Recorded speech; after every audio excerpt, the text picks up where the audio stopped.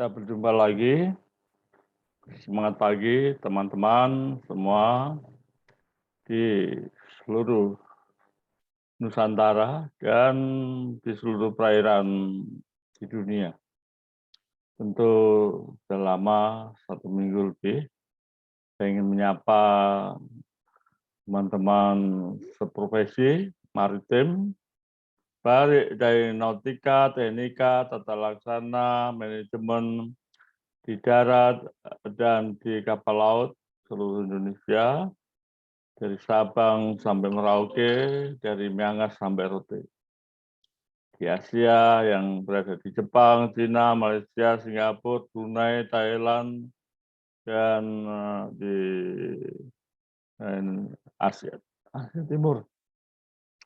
Yang di Arab, di Kuwait, Dubai, Ras Tanura, Kuwait, Uni Emirat Arab, di Iran, di Irak, ya.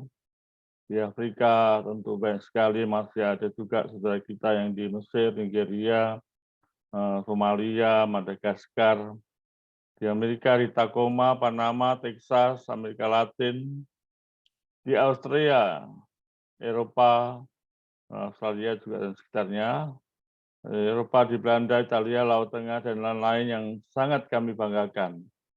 Tentu saya juga atau kami mengharapkan Bapak-bapak pimpinan di pemerintahan maupun di legislatif, di yudikatif, di eksekutif dapat mengenal bahwa saudara kita ini ada di seluruh dunia, membawa nama merah putih. Dan bagi adik-adik yang masih dalam pendidikan SMK, SMA, PIP, PTS, PTN, tentu kita himbau juga mempunyai jiwa bahari ya, karena kita nggak bisa nolak negara kita adalah negara bahari yang terdiri dari 13.000 pulau ya. Apabila air surut bisa mencapai 17.000 pulau. Jadi sangat beralasan saya sebagai mantan perwira laut juga sangat bangga. Semua di bidang pelayaran dan kemaritiman tentu interest, kepedulian tentang bahasa maritim dan bahari dan pelayaran. Baiklah, saya sapa selamat pagi, ada yang selamat siang, selamat sore, selamat malam, 24 jam ya teman-teman yang ada di kapal khususnya. Assalamualaikum warahmatullahi wabarakatuh. Salam sehat, sukses, sejahtera. Ya, tujuan kami membuat channel YouTube ini ya paling tidak untuk mengurangi atau boleh dibilang untuk mencegah kecelakaan di atas kapal niaga khususnya, dan manajemen harus peduli, bertanggung jawab, dan bertindak dengan cerdas ya. Ini tampilan kami masih belum akurat ya. Mari kita simak bersama. Floating storage yang dari tanker ya, tanker yang sudah umur 25 tahun tapi masih sangat bagus. Beratnya 65.000 DWT dan dioperasikan di Bangka Marine Terminal. Ini satu kebahagiaan kami bisa mengolah kapal yang seharusnya jadi besi tua, tapi masih berharga, bernilai, beruntung. 10 tahun kemudian masih bisa dioperasikan, bahkan 15 tahun ya, sampai berumur 40 tahun lebih dari umur 25 tahun. Ini catatan buat teman-teman yang masih ada di kapal, artinya kapal yang berumur 25 tahun seluruhnya masih muda. Ya, kalau 25 tahun ke atas, nah boleh kita konsentrasi di kapal yang sudah tua. Kapal ini mengisyaratkan kapal berumur 25 tahun yang terbaik sepanjang saya naik kapal atau surveyor kapal atau memeriksa kapal ya, karena kondisinya masih sangat bagus dan dioperasikan sampai sekitar umur 40 tahun.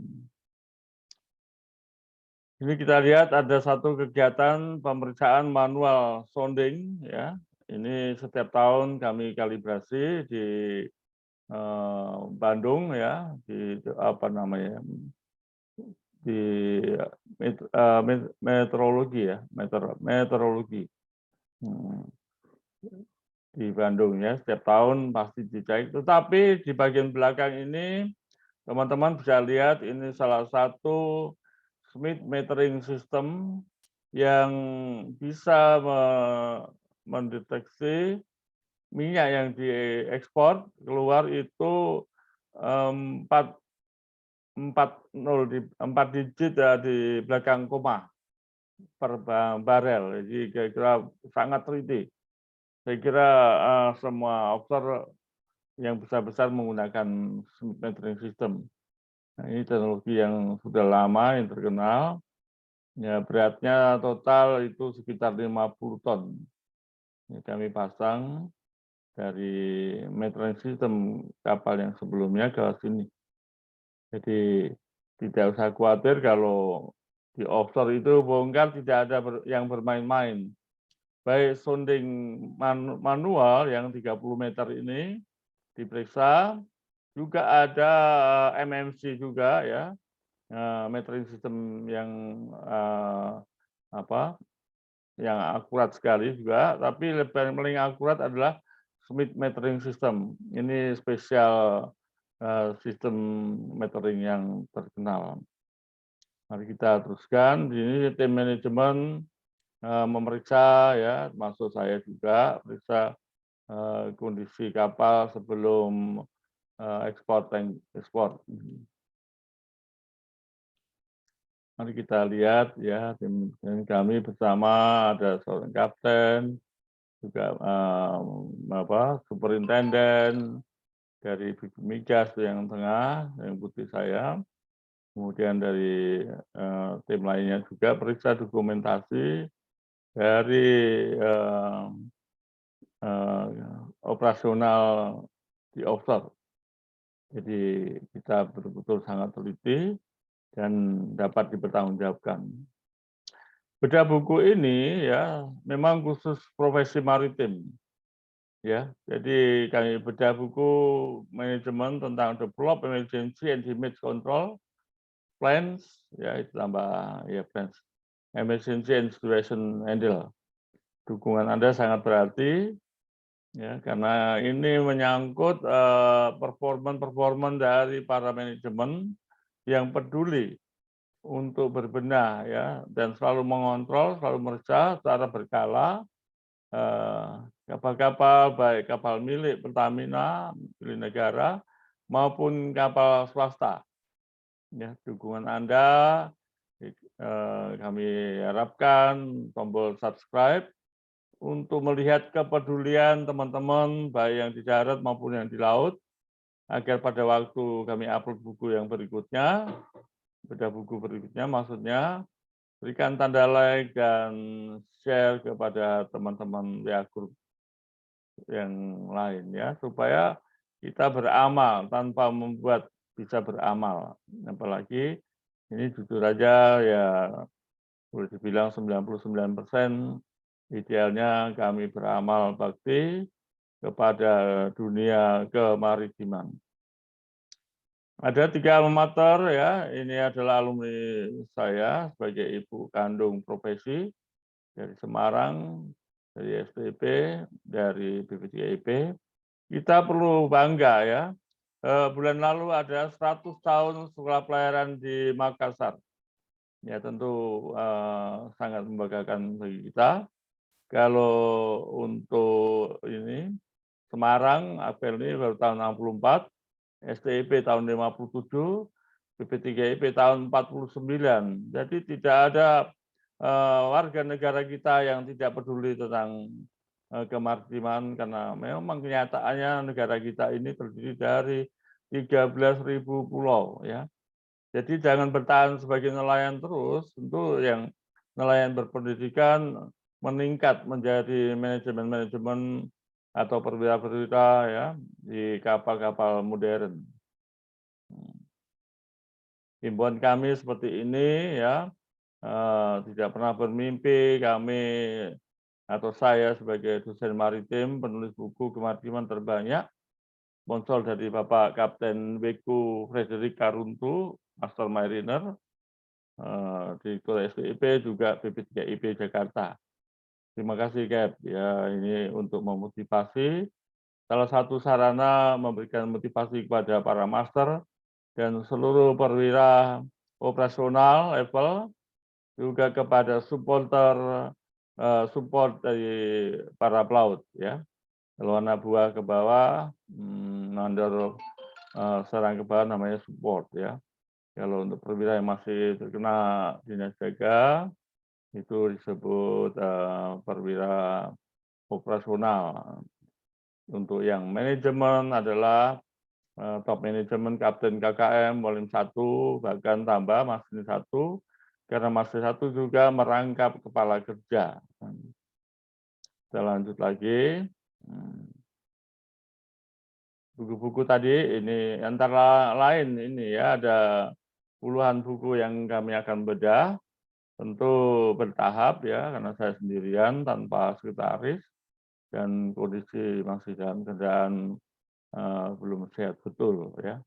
Tapi kepedulian kami untuk mencerdaskan teman-teman yang tidak mendapat kesempatan sekolah, yang masih ada di kapal-kapal maupun di darat, silakan membuka YouTube channel Pak Yusak Johanandoyo gratis.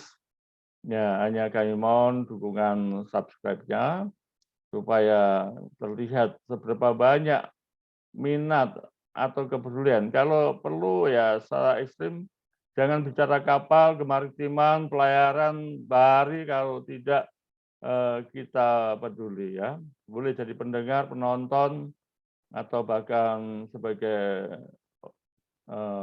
yang kalau tidak peduli namanya yang cuek ya.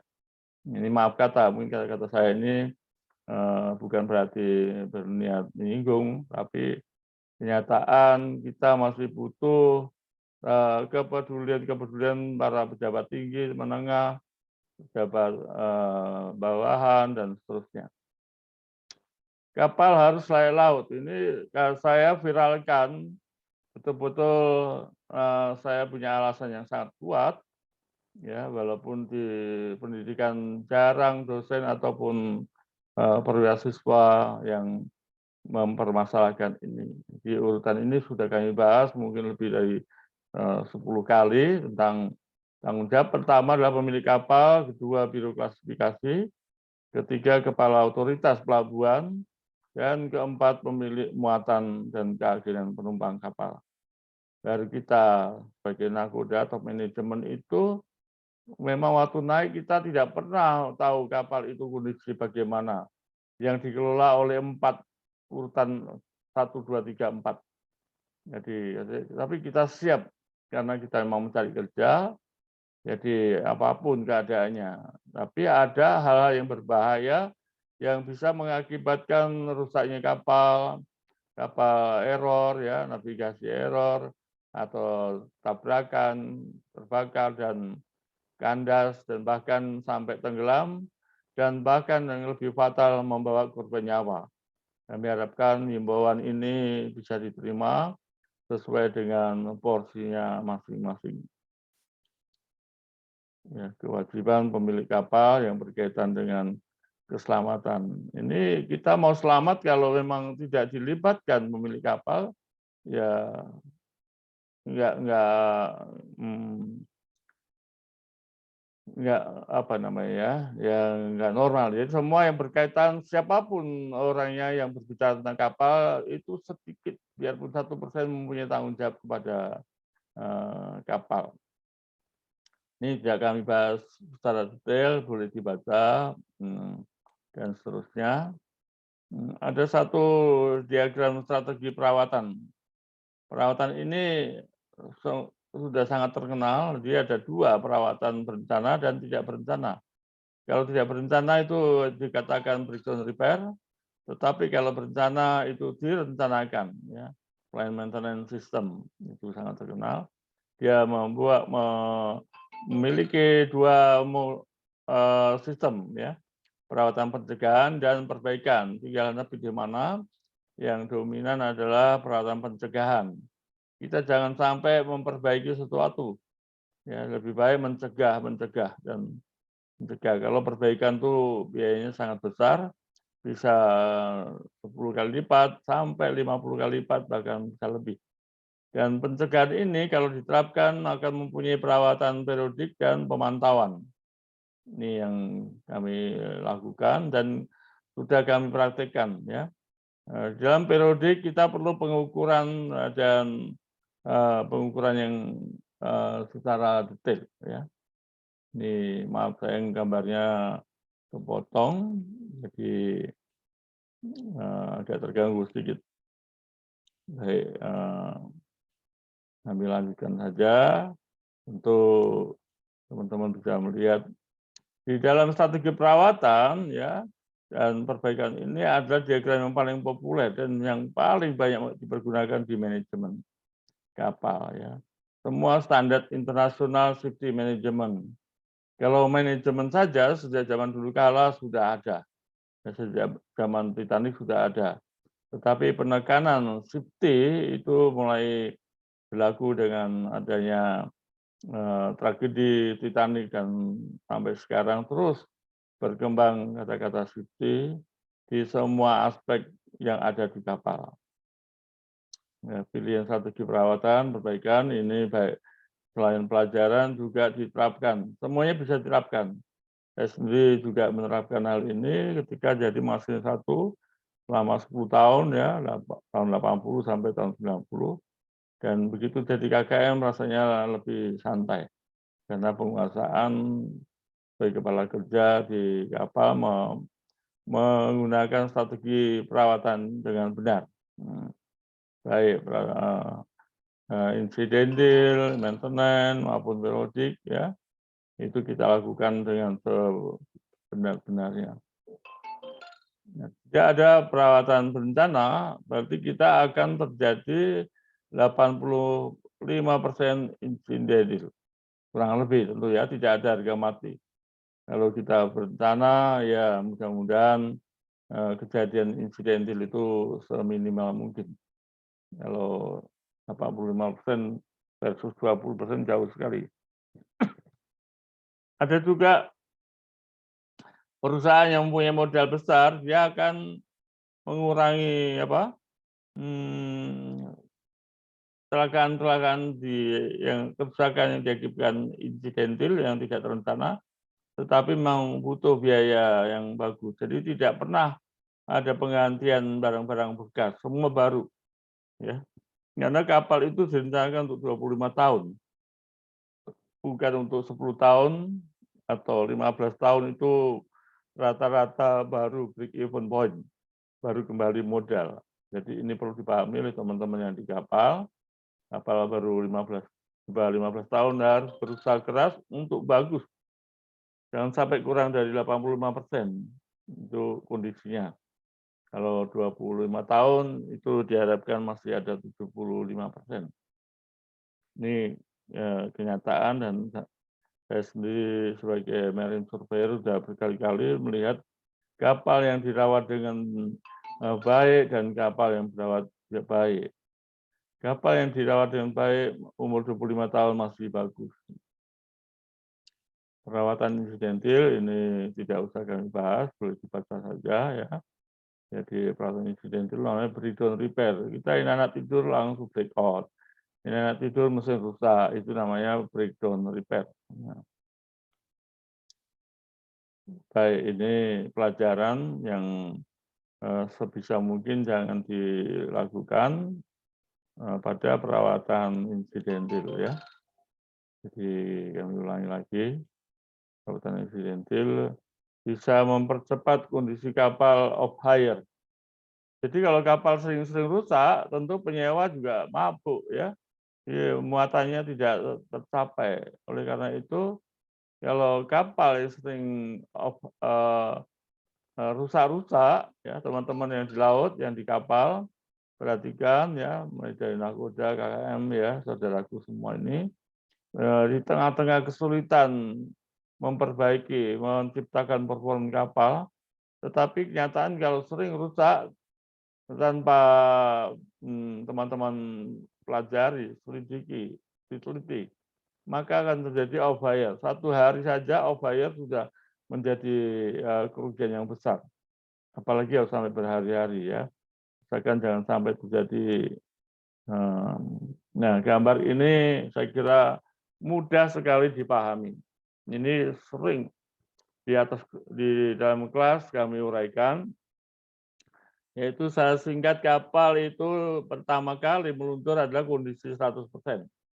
Yang dirancang, dibangun, didesain oleh Biro Klasifikasi berdasarkan standar-standar regulasi legalitas dari IMO, yaitu melalui 5 komite. Komite legal, komite teknik, komite safety, komite environment, dan komite fasilitas. Ya.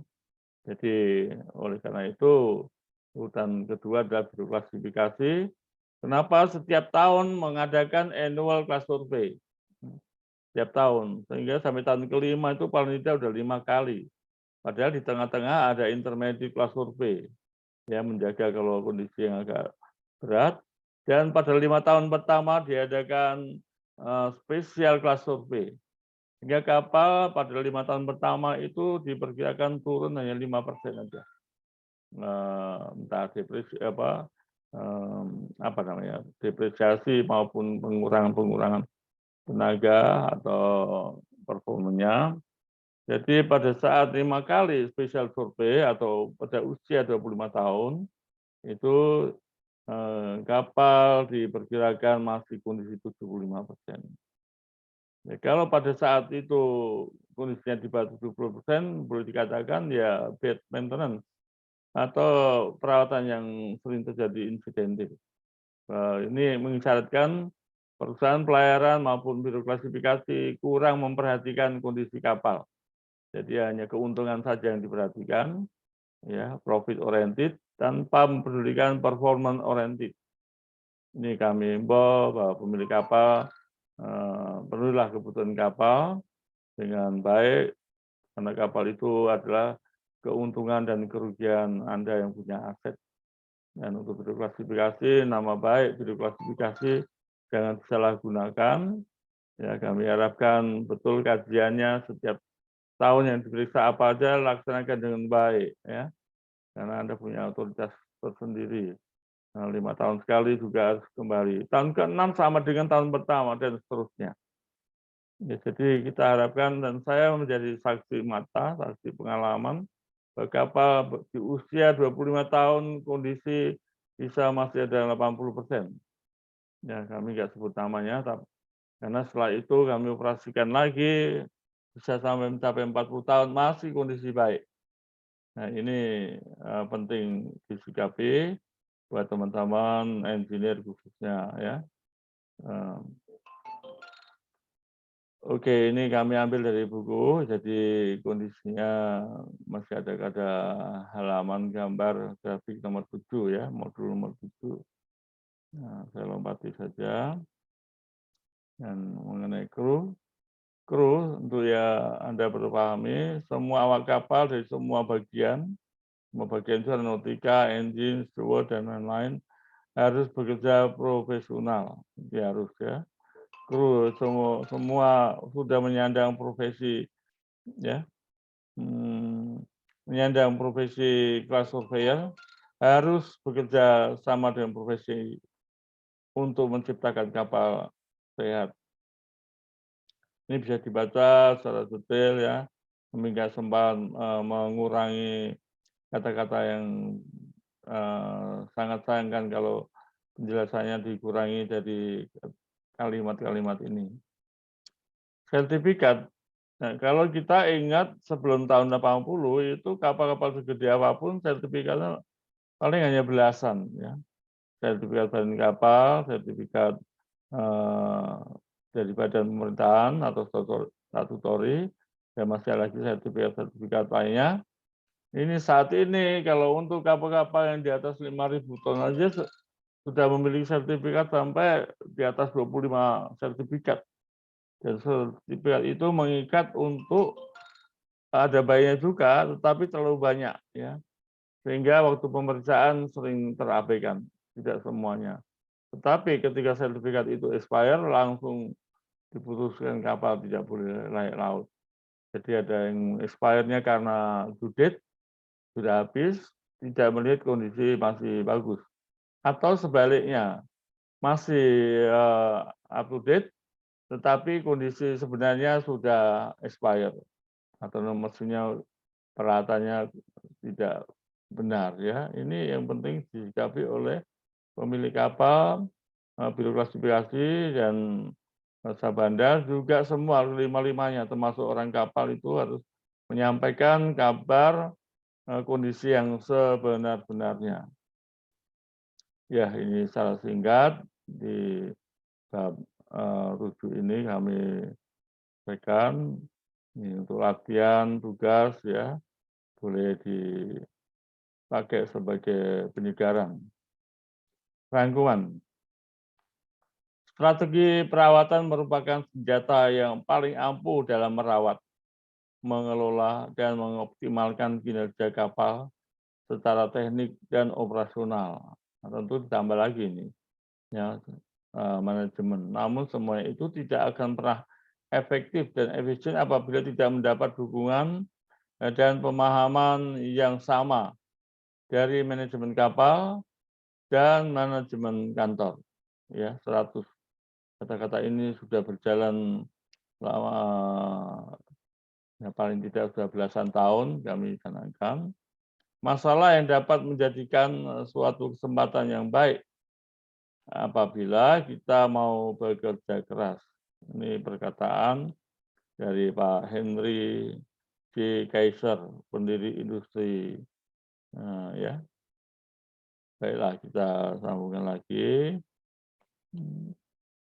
Mercusuar ya, seberapa baik pekerjaan yang terbaik yang bisa kita sampaikan.